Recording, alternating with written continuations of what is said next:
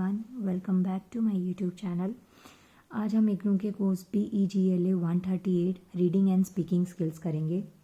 और देखिए, देखते देखते न्यू ईयर भी आ गया। मैंने सोचा था कि इस वाले ईयर में हम लोग कंप्लीट कर लेंगे 10,000 सब्सक्राइबर्स का टारगेट, बट नहीं हो पाया। उसके लिए तो मुझे थोड़ा फील हो रहा है, बट कोई बात नहीं। एक चीज़ के लिए मैं आपको थैंक यू भी बोलना चाहती हूँ कि इतना आप लोग मेरे चैनल को सपोर्ट कर रहे हैं। और एक और मेरी रिक्वेस्ट है, प्लीज़ अगर आप लोग मान सकते हैं तो मान लीजिए, ये ज्वाइन बटन को प्रेस कर लीजिए, जिससे कि आपको थोड़ा अमाउंट पे करना पड़ेगा। आई थिंक 59-49 समथिंग है जो आपको पे करना है, और ये बहुत ज़्यादा अमाउंट नहीं है। बट हाँ, इस छोटे से अमाउंट की हेल्प से आप मुझे और मेरे चैनल को सपोर्ट कर सकते हैं। बहुत ज़रूरत है मुझे आप लोगों के सपोर्ट की।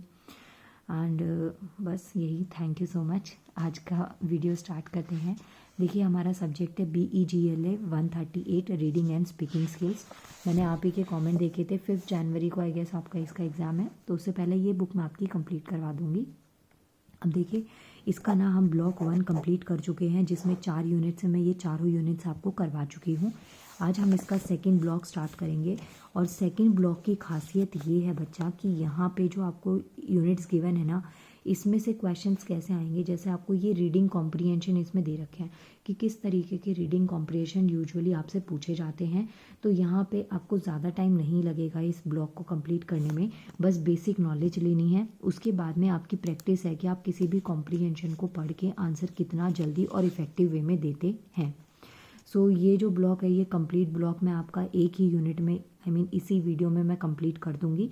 आपको हर एक टाइप दे रखा है कि किस तरीके से कॉम्प्रिहेंशन यूजुअली आपसे आते हैं, उनका मीनिंग क्या होता है। स्टार्ट करते हैं फर्स्ट से, एक्सपोजिटरी टेक्स्ट, जो कि आपका यूनिट 1 का एक टॉपिक है। तो यहाँ पे देखिए कॉम्प्रिहेंशन जो है ना, इसका मतलब क्या होता है, अंडरस्टैंडिंग। मतलब कि आपको कुछ लाइंस दे रखी हैं पैराग्राफ फॉर्म में, आप उसको पढ़ के उसका क्या निकाल रहे हैं, मीनिंग निकाल रहे हैं। और रीडिंग की जब प्रैक्टिस करते हैं ना, उसमें ये एक बहुत इंपॉर्टेंट स्टेप माना जाता है। और ये भी बोल सकते हैं कि कॉम्प्रिहेंशन की वजह से जो रीडिंग स्किल्स हैं ना, वो डेवलप होती हैं कहीं से भी कहीं तक आप देखेंगे तो। अब इसमें अगर आप बिना अंडरस्टैंडिंग के भी रीड करते हैं तो भी ये आपके लिए कहीं ना कहीं बेनिफिशियल होता है, क्योंकि आपको वर्ड्स काफ़ी नए नए पता चलते हैं। और फिर एक टाइम आता है, एक स्टेज आती है जब आपकी वोकैबुलरी इतनी बिल्ड हो चुकी होती है कि आप उनके मीनिंग खुद से ही आइडेंटिफाई करने लग जाते हैं, या फिर टाइम से पहले आप उनके मीनिंग को समझने लग जाते हैं। अब यहाँ देखिए, जो वर्ड है ना एक्सपोजिटरी, इसका मतलब क्या है, ये 2 चीज़ों से मिलके बना है। इसका वर्ड जो है ना, वो किससे है, एक्सपोज से। अब इसका मतलब क्या होता है, टू मेक समथिंग विजिबल, मतलब किसी को अनकवरिंग कर देना, किसी को एक्सपोज करना। जैसे आप मानिए, आप अपने किसी फ्रेंड को बोलें कि आप आज उनको एक्सपोज करेंगे, तो इट मीन्स कि उनके बारे में जो चीज़ किसी को नहीं पता, वो आप उनके बारे में दूसरों को बताएंगे। तो इसका मतलब क्या हुआ, कोई चीज़ को अनकवर कर देना, ठीक है, किसी चीज़ को विजिबल बना देना इज कॉल्ड एक्सपोज। तो ये आपको याद रखना है। अब यहाँ पे 3 फॉर्म्स होती हैं। एक होता है एक्सपोजिटरी, नैरेटिव और डिस्क्रिप्टिव, जो कि हम 1 बाय 1 आगे की यूनिट्स में भी पढ़ने वाले हैं।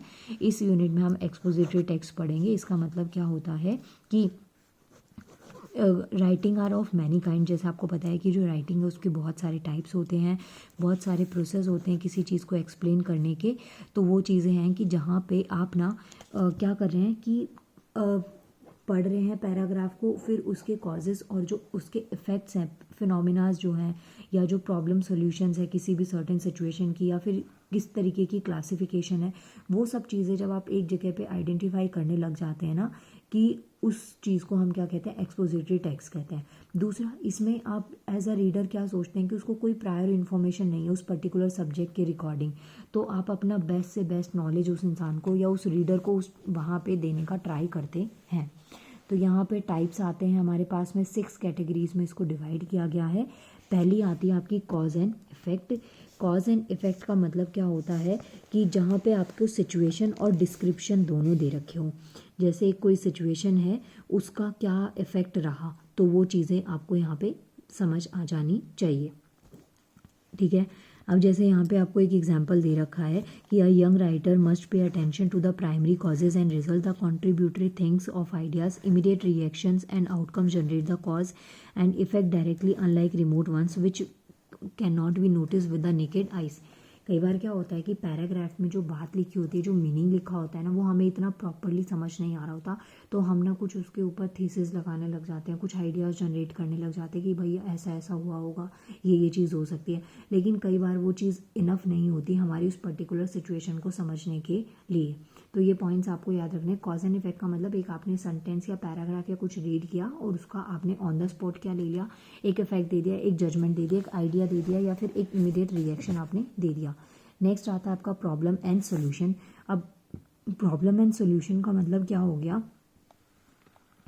कि आपने ना बहुत सारे नंबर ऑफ डायरेक्शंस और पर्सपेक्टिव्स रख दिए। जैसे आपके सामने कोई प्रॉब्लम आई, ठीक है, आपने एक लिस्ट ऑफ सॉल्यूशंस वहाँ पे क्या दे दिए, प्रोवाइड कर दिए कि हाँ ये चीज़ है तो इसका ये यहाँ पे आप इसको ऐसे मैनेज कर सकते हैं।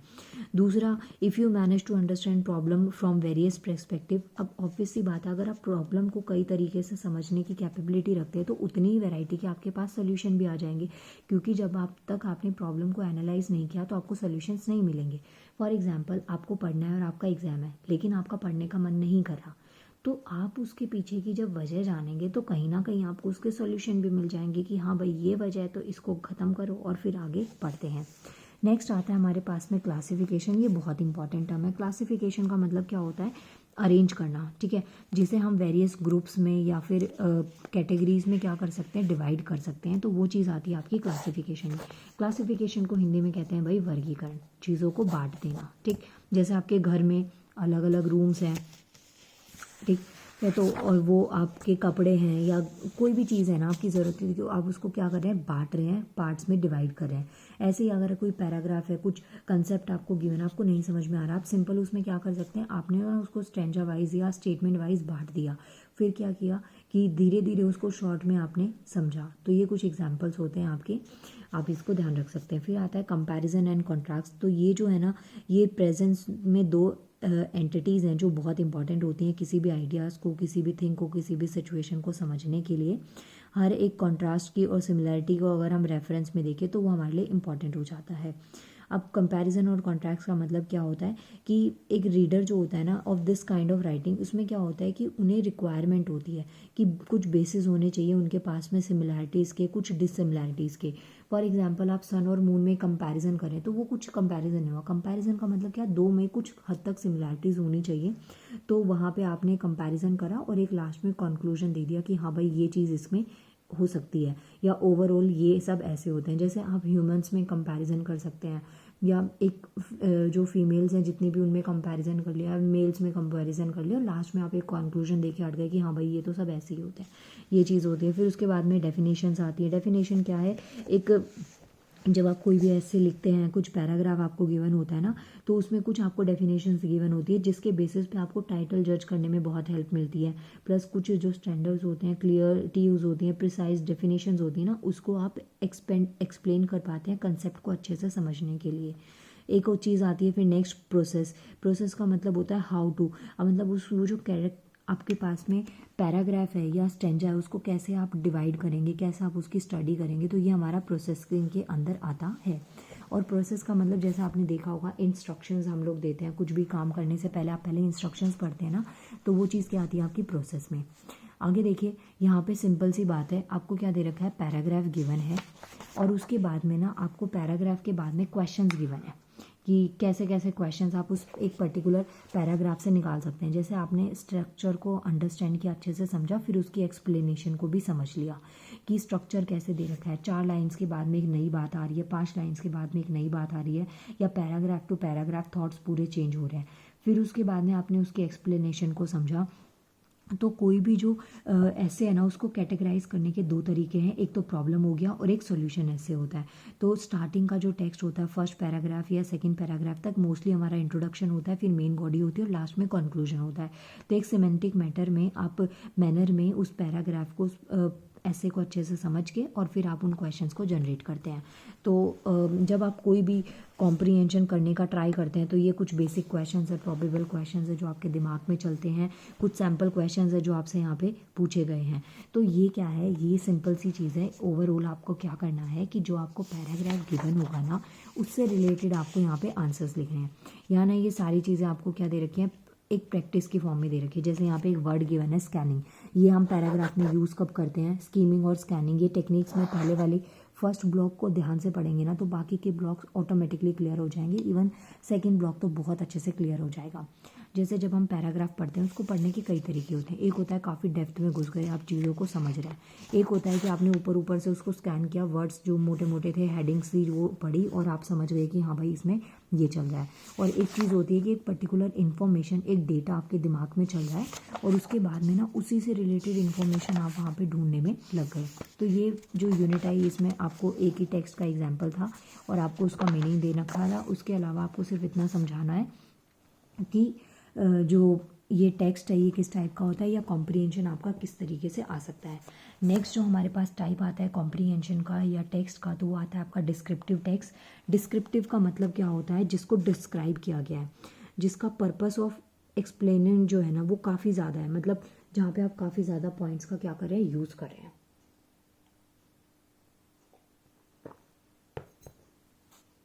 और पता है इस वक्त ना रात के 2 बज रहे हैं, इसका ये आपको मिलेगी तो नेक्स्ट डे ही मॉर्निंग में ही, लेकिन बस ये सोचिए इतनी शांति आपको तभी मिल रही है, वरना मेरी वीडियोस में तो बहुत ही शै शू शू ऐसी ऐसी आवाज़ें आती रहती हैं, शोर आता रहता है।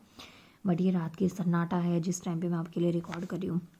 अब देखिए डिस्क्रिप्टिव राइटिंग का मतलब क्या है, एक डिस्क्राइब करें पर्सन को, प्लेस को और थिंग को किस वे में that reader feel she is experience what is being described. मतलब कुछ ऐसी स्टोरीज होती है ना जहाँ पे आप उनको पढ़ते हुए ना खो जाते हैं, कि आप ना इमेजिन करने लग जाते हैं कि आप ही वहीं पे हैं, उस जगह पे आप ही हैं, आप ही वहाँ पे एग्जिस्ट कर रहे हैं, या वो स्टोरी आपसे रिलेटेड है। लाइक कोई फेरी टेल सुन रहे हैं तो आप खुद को वहाँ पे एज अ फेरी इमेजिन करने लग जाएंगे, एज अ मैजिशियन इमेजिन करने लग जाएंगे, तो वर्ड्स में इतनी ज़्यादा रियलिटी आ जाती है। तो ये चीज़ होती है आपकी डिस्क्रिप्टिव राइटिंग। अब जो डिस्क्रिप्टिव टेक्स्ट होते हैं उसके कुछ फीचर्स आपके दे रखे हैं, टू शो और टू टेल, मतलब या तो कुछ दिखा रहे हैं या फिर कुछ बता रहे हैं। तो इस सिचुएशन में आपके कुछ सेंसरी डिटेल्स होते हैं, जैसे कि स्मेल कर दी, टेस्ट। अब आपने ना ऐसे टेक्स्ट सुने होंगे जहाँ पे ना साउंड है ना उसको भी अलग अलग डिफाइन कर रखा है। अगर बेल है तो रिंग करके कुछ, अगर कोई एनिमल साउंड है तो उसकी पर्टिकुलर वॉइस से डिफाइन करा हुआ है। स्मेल भी, स्मेल को भी एक्सप्लेन किया हुआ है कि मीठी सी सौंधी सी खुशबू आ रही है। टेस्ट को भी बताया गया है, यम्मी, मतलब ये ऐसा सा टेस्ट हो रहा है। टेक्सचर क्या है उसका, स्लाइटली टचिंग में वो सॉफ्ट है, रफ है। तो ऐसी चीज़ें जो होती हैं कुछ सेंसरी डिटेल्स उसमें दी जाती हैं, और ये जो डिटेल्स होती है ना इसी से ही हम उस स्टोरी को इमेजिन कर पाते हैं, तभी वो हमारे लिए क्या बनती है, डिस्क्रिप्टिव बनती है। जैसे आप जब कभी सुनते हैं किसी के मुंह से आप स्टोरी सुन रहे हैं तो आप उसमें देखेंगे कि कुछ लोग ना बिल्कुल वर्ड टू वर्ड बताते हैं कि ठंडी ठंडी हवा चल रही थी, काली अंधेरी रात थी। तो आप ना वो वर्ड्स इतने डेप्थ में होते हैं, आपका मन करता है कि आप भी खो जाए उन वर्ड्स में। तो वो जो ऐसा टेक्स्ट होता है वो डिस्क्रिप्टिव टेक्स्ट होता है, और जो मैं आपको बोल रही हूँ वो स्टोरी है, कि मतलब आप बोल के किसी चीज़ को क्या करें, एक्सप्लेन कर रहे हैं। फिर आता है फिगरेटिव लैंग्वेज। फिगरेटिव लैंग्वेज का मतलब जहाँ पे आपने सिम्बलीज को, मेटाफर्स को, पर्सोनिफिकेशन को यूज़ किया। जैसे मैंने बोला ओ, तो ओ वर्ड के साथ में मैंने एक्सप्लेनेशन, एक्सक्लेमेटरी मार्क लगा दिया, या हम ऐसे ना साइंस के साथ में प्रॉपर जहाँ फुल स्टॉप आना है, जहाँ पे हाइफन आना है, तो ये प्रॉपर चीज़ें उसमें ऐड करी जा रही हैं, तो वो होती है आपकी फिगरेटिव लैंग्वेज।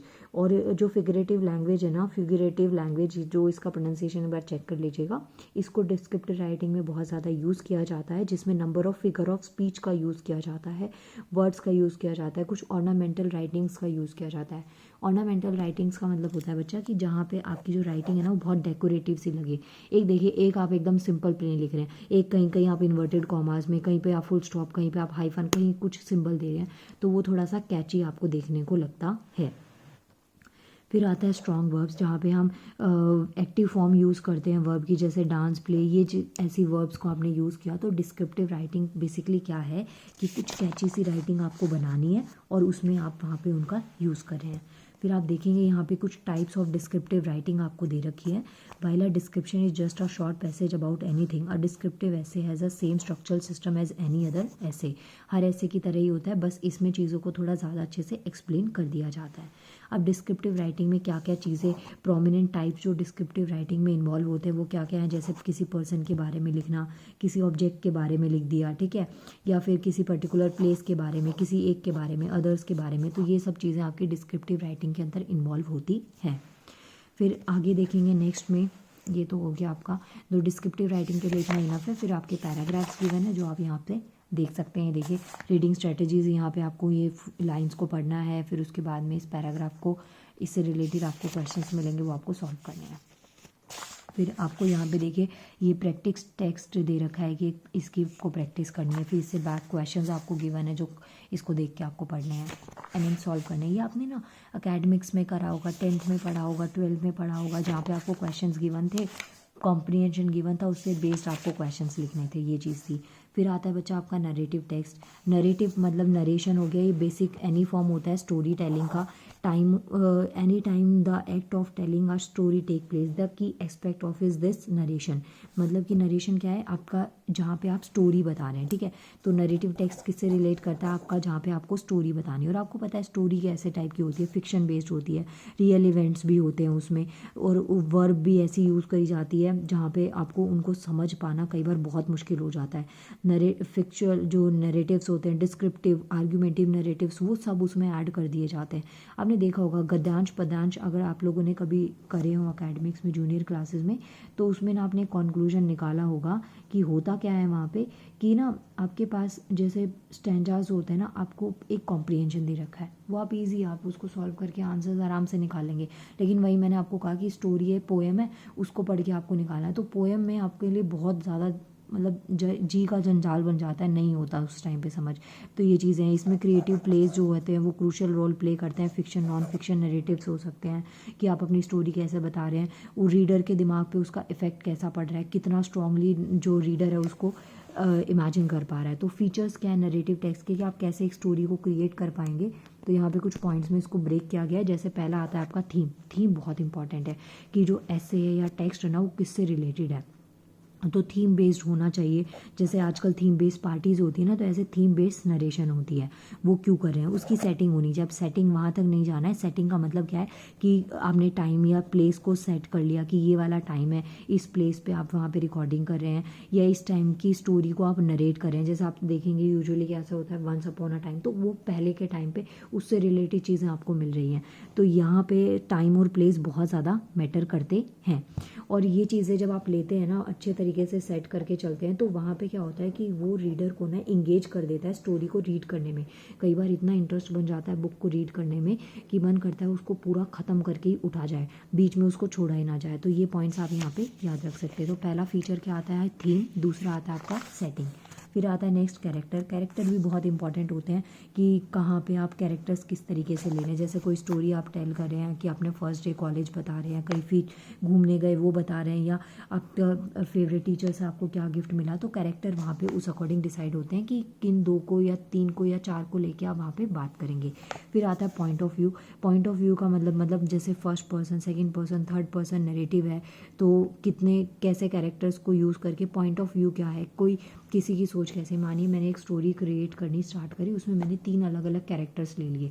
मान लीजिए मीना, सोना और मीना, रीना, टीना, ऐसे मैंने 3 कैरेक्टर्स ले लिए, और इन तीनों की ना मैंने एक थॉट प्रोसेस बना दिया कि एक हमेशा अच्छा ही सोचेगा हर सिचुएशन में, एक हमेशा नेगेटिव ही सोचेगा हर सिचुएशन में, और एक हमेशा पॉजिटिव नेगेटिव दोनों सिचुएशन के अकॉर्डिंग प्रैक्टिकल होकर सोचेगा। तो ये जो चीज़ है ना, ये पॉइंट ऑफ व्यू मैंने क्रिएट किया है।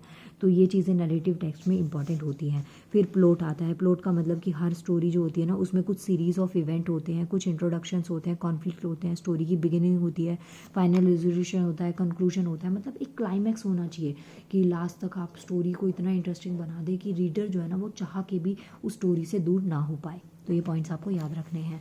फिर जैसे आप ना ये इसमें कि फ्लो चार्ट भी यूज़ कर सकते हैं, जो मुझे थोड़ा अच्छा लगा तो मैंने सोचा दिखा दूँ आपको। यहाँ पे ऐसे एक रफ सा डायग्राम बना के राइजिंग एक्शंस हैं, फिर यहाँ पे क्लाइमैक्स आया, क्लाइमैक्स आते ही फिर फॉलिंग एक्शन हो गया, फिर रेजोल्यूशन हो गया, ये एक्सपोजिशन। जैसे आपने देखा होगा मूवी की स्टार्टिंग हुई, कुछ सीन बढ़िया सा हुआ, फिर क्लाइमैक्स आया, क्लाइमैक्स के बाद में हीरो को मार दिया, वो मूवी का दी एंड हो गया। तो कुछ ऐसे टाइप में ना आप यहाँ पे इसको अपना फ़नी वे में थोड़ा इसको याद रख लीजिएगा, क्योंकि इतना कुछ है पढ़ने को याद ही नहीं रहेगा।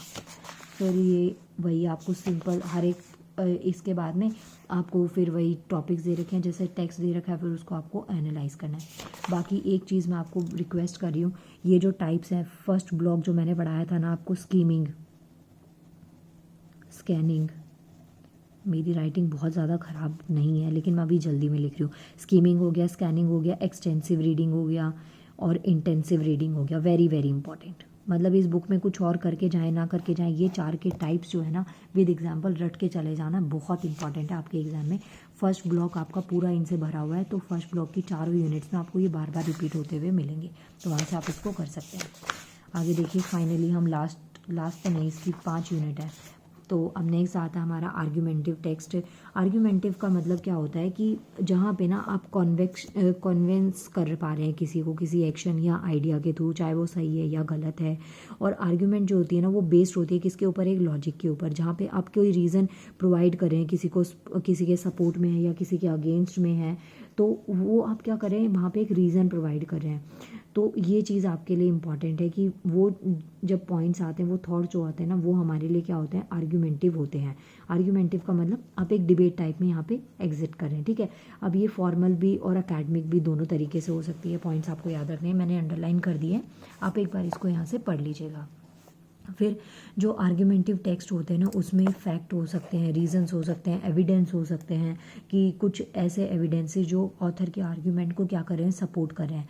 और ये चीज़ें लॉजिकली बेस्ड होती हैं, जहाँ पे आप लॉजिक दे रहे हैं। ऐसा नहीं कि कुछ भी आप लिख रहे हैं, कुछ प्रोज और कॉन्स आपको लिखने होते हैं पर्टिकुलर टॉपिक से रिलेटेड, तो ये आपको ध्यान रखना है।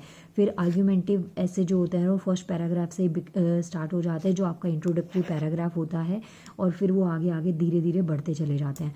प्लस आपको इनके टाइम पे अपने दिमाग में रखना होता है कि जो ट्रांजैक्शंस हैं, आई मीन ट्रांजिशंस हैं, वो किस तरीके से हो रही हैं, कि एक पैराग्राफ से दूसरे पैराग्राफ पे आप मूव करें, या एक एक्ट से दूसरे एक्ट पे, या एक स्टेप से दूसरे फैक्ट पे मूव करें, तो वो किस तरीके से है। तो यहाँ पे आपको ना 3 चीज़ें दे रखी है जो हर एक पैराग्राफ में इंपॉर्टेंट होती है। एक होता है इंट्रोडक्शन, दूसरा होता है मेन बॉडी, और तीसरा होता है कंक्लूजन। तो यहाँ पे इसको ऐसे ही बता रखा है कि फर्स्ट पैराग्राफ हो गया, दूसरा है आपका बॉडी पैराग्राफ जिसमें सेंटेंस है, ये किस टाइप के सेंटेंसेस इंक्लूड होंगे, और बॉडी पैराग्राफ के बाद में लास्ट आपको दे रखा है कंक्लूजन और कंक्लूजन ऑफ आर्ग्यूमेंटिव ऐसे, ठीक है। मतलब कि यहाँ पे कंक्लूजन, ये ओवरऑल ना चीज़ें आपको बहुत घुमा के दे रखी हैं। आपको बस इतना ध्यान रखना है, पैराग्राफ में 3 मेन चीज़ें होती हैं। पहला होता है इंट्रोडक्शन, जहाँ पे आप उस स्टोरी या थॉट से रिलेटेड जो आपको पढ़ाना है बताना है उससे रिलेटेड बात करते हैं। फिर आपका मेन बॉडी आता है, वहाँ के स्टैटिक पॉइंट्स आप उसमें इंक्लूड करते हैं। और फिर आता है कंक्लूजन, की जो ओवरऑल ऊपर आपने जो कहानी छापी है ना, उसका क्या कंक्लूजन आपने निकाला है। तो ये चीज़ आती है आपके आर्ग्यूमेंटिव टेक्स्ट के ऊपर।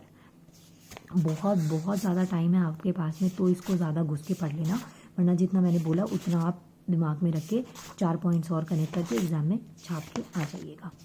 फिर उसके बाद में आती है लास्ट, जो ये है आपका, बड़ी खुशी हो रही है मुझे कि इसके बाद आप सोने को मिलेगा।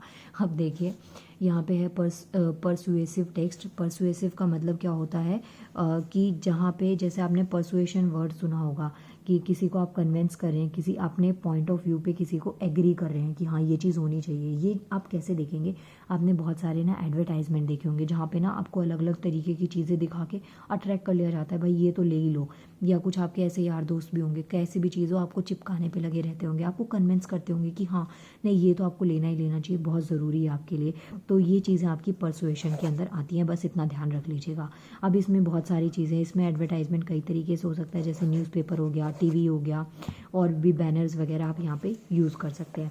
अब जैसे यहाँ पे एक नए सेलफोन को आपको लेना है, उसके लिए कंपनी परस्यू कर रही है, आपको परसुएसिव कर रही है, परसुएशन किया जा रहा है कि नहीं ये ले लो, इसके ये फ़ायदे हैं, ठीक है। कैसे आप इससे अपना बेस्ट से बेस्ट आप कैसे उस प्रोडक्ट को सेल कर सकते हैं। इन शॉर्ट मार्केटिंग है कि आपको अपना प्रोडक्ट सेल करना है और क्या आप बेस्ट से बेस्ट उसमें चीज़ें डाल सकते हैं। ओके, फिर आगे देखिए ये क्या है, एक ऐसे रिटर्न होता है जहाँ पे आप रीडर को क्या कर रहे हैं, कन्विंस कर रहे हैं आप अपने पॉइंट ऑफ व्यू से, ठीक है। फिर उसके बाद में नेक्स्ट आता है हमारे पास में यहाँ पे इथोस हैं, पैथोस हैं। एरिस्टोटल के अकॉर्डिंग 3 मोड होते हैं परसुएसन के। ये इंपॉर्टेंट है, इसीलिए इंपॉर्टेंट है क्योंकि यहाँ पे एरिस्टोटल का नाम आ गया। देखिए जो थिंकर्स आते हैं ना, और ये जो पॉइंट्स आते हैं ये आपके लिए इंपॉर्टेंट है। थिंकर्स या जो सोशोलॉजिस्ट आप डालेंगे इसमें, आप देखेंगे इनसे ना आपका आंसर थोड़ा डेकोरेटिव हो जाता है, मार्क्स मिलने के चांसेस ज़्यादा होते हैं। तो एरिस्टोटल के अकॉर्डिंग 3 मोड ऑफ परसुएशन है, जिसमें पहला आता है इथोस, फिर दूसरा पैथोस, फिर लोगोस। तो ये आपको ध्यान रखना है। इथोस में रेफरेंस होती है एथिकल परसुएशन की। एथिकल मतलब जो आपके इमोशनली मेंटली चीज़ों से रिलेट होते हैं। पैथोस का मतलब हो गया इमोशनल अपील। इमोशनल अपील का मतलब क्या होता है कि जैसे आप किसी को ना इमोशनल ब्लैकमेल कर रहे हैं, मानिए आपको कोई काम नहीं करना, आपके पेरेंट्स आपको इमोशनली ब्लैकमेल करे कि नहीं ये तो कर ही लो, ये तो करना ही ज़रूरी है, ऐसी चीज़ें हो गई, ठीक है। फिर लोगोज में क्या चीज़ आती है हमारी, जहाँ पे लॉजिक के साथ हम कुछ चीज़ को एड्रेस करते हैं, और ये जो है ना ये रैशनल माइंड में होती है। तो तीनों चीज़ें याद रखनी है, पैथोस हो गया, लोगोस हो गया और इथोस हो गया, ठीक है। ये हो गया आपका ख़त्म पॉइंट। फिर यहाँ पे ना आपको लास्ट में यहाँ पे डिफरेंसेस दे रखे हैं कि जो आर्ग्यूमेंटिव ऐसे है, परसुएसिव ऐसे है, ये क्या होता है, इसके बीच का डिफरेंस। अगर आपने वो पहले वाला पोर्शन भी अच्छे से नहीं पढ़ा ना तो इसको देख लीजिएगा, मज़ा आ जाएगा आपको। आर्ग्यूमेंटिव ऐसे किस पे, लॉजिक पे बेस्ड है। परसुएसिव ऐसे किस पे, इमोशंस पे। ऑब्वियसली देखिए, अगर कोई चीज़ आपको नहीं खरीदनी, सामने वाला कितना ही कन्विंस कर ले आप नहीं लेंगे, लेकिन आप भावनाओं में बह जाते हैं। कोई चीज़ बहुत ही गरीब बन के बेच रहा है आपके सामने, आप ले लेंगे। कोई आपको इमोशनली ब्लैकमेल कर रहा है, प्लीज़ प्लीज़ ले लो ये वो वगैरह फलाना दिमका, तो आप ले लेंगे। तो परसुएसिव ऐसे जो होता है ना वो इमोशन होता है, आर्ग्यूमेंटिव जो है वो थोड़ा लॉजिक होता है, ठीक है। और ये इनफॉर्मल हो सकता है। परसुएसिव कोई चीज़ बेचनी है, सेल करनी है, तो वो इनफॉर्मल वे में हो सकती है, और ये फॉर्मल और अकेडमिक दोनों इन नेचर हो सकता है। तो ऐसे ना पॉइंट्स आपको यहाँ पे लिखने, बहुत ही प्यारे और इजी पॉइंट्स है, छाप देना एग्जाम में बस इसको, ठीक है। नेक्स्ट आता है हमारे पास में, यहाँ पे भी वही आपको डिफरेंसेस दे रखे हैं कि जो आर्गुमेंटिव ऐसे होता है ना, इसमें ऐसे जो टोन है वो काम होता है, और यहाँ पे इमोशनल और एग्रेसिव दोनों हो सकता है, ठीक है। मान लिया आपके फादर आपको कुछ देना चाहते हैं, आप नहीं ले रहे, वो गुस्से में बोलेंगे तो एग्रेसिव हो गया।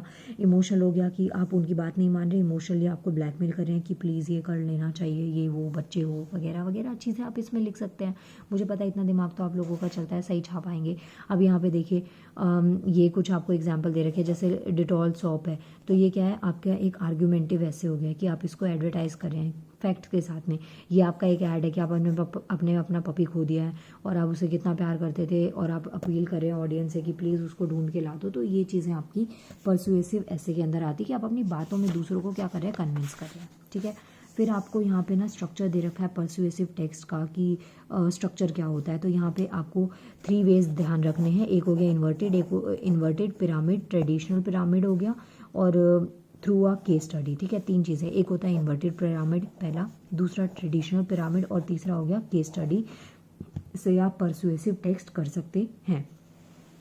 प्लस जो परसुएसिव ऐसे होते हैं ना उसको यूजुअली 5 पैराग्राफ्स में डिवाइड किया जाता है। पहला आता है आपका 3 बॉडी पैराग्राफ, दूसरा आता है कंक्लूडिंग पैराग्राफ, और फिर ये जितने भी पैराग्राफ्स हैं ये आपके लिए काफ़ी ज़्यादा इंपॉर्टेंट होते हैं, बस एक बार इसको देख लीजिएगा, ठीक है भाई। ये हो गया आपका बच्चा कंप्लीट।